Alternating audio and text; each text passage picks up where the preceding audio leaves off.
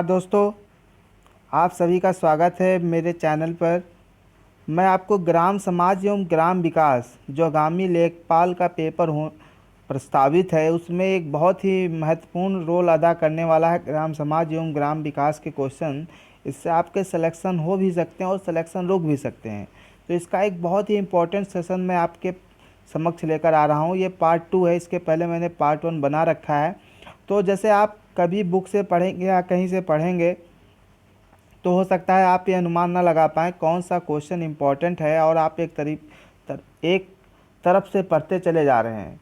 तो क्या होता है कि मोर स्टडी मोर कन्फ्यूजन, जितना ज़्यादा आप पढ़ते हैं उतना ज़्यादा कन्फ्यूजन होता है। तो आपको कम से कम ये आइडिया होना चाहिए कि क्या इम्पोर्टेंट है, क्या आपको पढ़ना है, क्या छोड़ना है।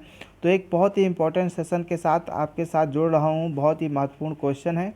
तो चलिए स्टार्ट करते हैं, देखते हैं हमारा पहला क्वेश्चन क्या है। एक लट्ठा कितने इंच के बराबर होता है। तो जो लट्ठा क्या होता है दोस्तों, बांस की एक बड़ा सा डंडा होता है, जिसको गांव में लेखपाल लोग यूज करते हैं भूमि को नापने के लिए। तो आज का जो सेशन है मैं उसमें उत्तर प्रदेश में जो भूमि नापे जाते हैं, तो भूमि को नापने के जो पैमाने हैं उसी से रिलेटेड क्वेश्चन आपके समक्ष लेकर आ रहा हूं। तो ये बहुत ही इंपॉर्टेंट सेशन है। आप कॉपी और पेन साथ में रखेंगे और सब क्वेश्चन को लिखेंगे, नहीं तो आप भूल जाएंगे। तो एक लट्ठा कितने इंच के बराबर होता है। Option A 99 inch, 101 inch, option C 97 inch, option D 100 inch.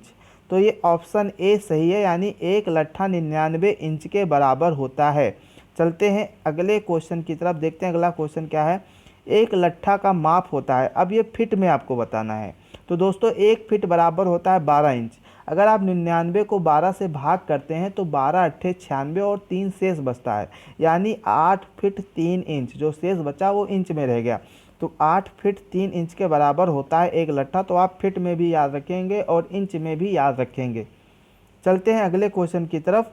अगला क्वेश्चन क्या है, अब देखिए दोस्तों, ये बहुत ही इंपॉर्टेंट सेशन है। मैं एक सीक्वेंस से लेकर चल रहा हूँ। अब आपसे पूछा गया है कि 20 अनुवांशिक किसके बराबर होता है। तो ये एक सीक्वेंस चलेगा अभी थोड़ा देर, 3 4 5 क्वेश्चन तक। तो इसको बहुत ध्यान से देखिएगा।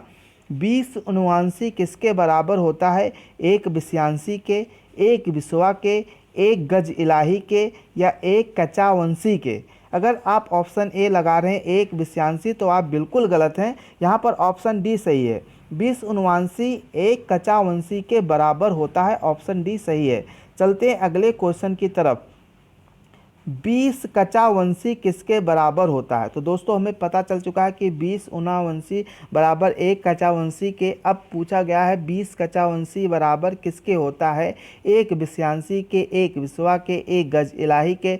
अगर आप यहाँ पर लगाते हैं एक विषयांशी, तो इस बार आप बिल्कुल सही हैं, यानी ऑप्शन ए सही है। 20 कचावंशी बराबर होता है एक विषयांशी के। चलते हैं अगले क्वेश्चन की तरफ। 20 विषयांशी किसके बराबर होता है। 20 विषयांशी एक कचावंशी, एक विषवा, एक गज इलाही, एक विषयांशी। अगर आप यहाँ पर ऑप्शन बी लगा रहे हैं एक विषवा, तो बिल्कुल सही हैं आप। 20 विषयांशी बराबर एक विषवा। अब दोस्तों, अगले क्वेश्चन की तरफ चलते हैं। 20 बिस्वा किसके बराबर होता है। ये बहुत ही आसान क्वेश्चन है। अगर कोई गांव से जुड़ा होगा तो उसे पता होगा कि 20 बिस्वा किसके बराबर होता है। तो जो 20 बिस्वा होता है वो 1 बीघा के बराबर होता है। हो सकता है शहर के लोगों को ना पता हो, क्योंकि यहाँ पर वर्ग फीट में ज़मीन नापी जाती है, लेकिन गाँव में जो होता है वो बीघा नापा जाता है बिस्वा में। तो 20 बिस्वा बराबर 1 बीघा होता है। चलते हैं, यहाँ ऑप्शन बी सही है। अगले क्वेश्चन की तरफ। एक बिस्वा किसके बराबर होता है। तो ये बिस्वा आपको वर्ग फीट में बताना, जैसे शहर का जो नाप होता है तो वो गांव के एक बिस्वा के कितने बराबर होता है। 1362.25, 1363.25, 1361.25 या 1361.5। तो यहाँ पर ऑप्शन सही है 1361.25 वर्ग फीट। अगर ये ऑप्शन ऐसा लिख कर आता है 1361 सही 1/4 वर्ग फीट, तो आप 1361 सही 1/4 भी लगाएंगे दोस्तों, उसका मतलब भी यही होता है। चलते हैं अगले क्वेश्चन की तरफ। अगला क्वेश्चन है एक गज इलाही किसके बराबर होता है। तो दोस्तों, गांव में पहले क्या होता था, लट्ठा से पहले जो लोग गज का इस्तेमाल करते थे। तो जो कुछ गज होते हैं छोटा, तो जो छोटे गज होते हैं उनको गज इलाही कहा जाता है। और एक गज होता है मतलब एक कदम चलना, तो उसको गज कहते थे। जैसे एक कदम एक बराबर होना चाहिए स्टैंडर्ड फॉर्म में।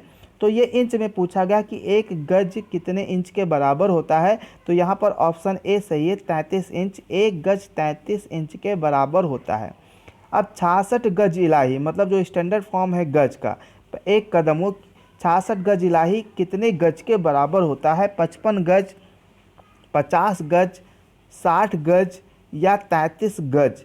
तो अगर आप 60 गज के साथ में जा रहे हैं तो आप बिल्कुल गलत हैं। यहाँ पर ऑप्शन ए सही है, 55 गज होगा इसका सही आंसर। चलते हैं, एक बीघा कितने वर्ग गज के बराबर या कितने गज के बराबर होता है? तो जो एक बीघा होता है अगर गज में देखा जाए तो कितने गज के बराबर होगा? 55 गुणे 55 वर्ग गज, 52 गुणे 52 वर्ग गज, 60 गुणे 60 वर्ग गज या 65 गुणे 65 वर्ग गज। तो दोस्तों इसका सही आंसर है ऑप्शन ए, 55 गुणे 55 वर्ग गज के बराबर होता है एक बीघा। एक बीघा कितने गज इलाही के बराबर होता है? तो बहुत ही इंपॉर्टेंट क्वेश्चन है, आप कंफ्यूज हो जाएंगे इसलिए इसको लिखते रहिएगा। एक बीघा कितने गज इलाही के बराबर होता है? तो इसका सही आंसर है ऑप्शन सी, 60 गुणे 60 वर्ग गज इलाही के बराबर होता है। तो एक बीघा बराबर होता है 60 गुणे 60 वर्ग गज इलाही के बराबर। दोस्तों अगर ये सेशन आपको पसंद आ रहा हो तो मेरे वीडियो को लाइक ज़रूर कीजिएगा और ज़्यादा से ज़्यादा शेयर कीजिए, जिससे मेरा हौसला बढ़ा रहे और मैं बराबर आपको ऐसे ही महत्वपूर्ण क्वेश्चन आपके समक्ष लाता रहूँ। तो पूछा गया है 8 बीघा कितने एकड़ के बराबर होता है। तो दोस्तों ये आपको लग रहा होगा बिल्कुल नॉर्मल क्वेश्चन है, आप 8 बीघा देखेंगे और 1 एकड़ के बराबर लगा देंगे तो आप गलत हो जाएंगे। 8 बीघा बराबर होता है 5 एकड़। 8 बीघा होता है वो 5 एकड़ के बराबर होता है। चलते हैं अगले क्वेश्चन की तरफ। 20 बिस्वा कितने वर्ग फीट के बराबर होता है? तो जो 20 बिस्वा बराबर 1 बीघा, और 1 बीघा बराबर हमने वर्ग फीट में निकाला था 55 गुणे 55, यानी 55 को 55 से गुणा करोगे तो 30 25 यानी 3025 वर्ग फीट आएगा। तो 20 बिस्वा कहा जाए चाहे 1 बीघा कहा जाए तो वो 55 गुणे 55 या 3025 वर्ग फीट के बराबर होगा। चलते हैं, देखते हैं अगला क्वेश्चन क्या है। बस दोस्तों आज इतना ही क्वेश्चन है। उम्मीद करता हूँ आज का सेशन आपको पसंद आया होगा। आप हमारे चैनल को लाइक कीजिए, शेयर कीजिए और सब्सक्राइब कीजिए। हमारे चैनल पर रीजनिंग के बहुत ही महत्वपूर्ण सेशन और कुछ मैथ के सेशन चल रहे हैं। तो दोस्तों जो लेखपाल का पेपर होना है वो पिछले साल से इस बार का सिलेबस थोड़ा स्टैंडर्ड होगा, बिल्कुल वीडियो जैसा पेपर होगा, क्योंकि अभी सिलेबस नहीं आया है, नोटिफिकेशन नहीं आया। तो आप पुराने सिलेबस को देखकर तैयारी कर रहे हैं तो आप धोखे में आ सकते हैं। तो नए लेवल का अगर आपको रीजनिंग पढ़ना है तो मेरे चैनल को सब्सक्राइब जरूर कीजिए। चलिए फिर मिलते हैं कुछ महत्वपूर्ण क्वेश्चन के साथ अगले सेशन में। Thank you.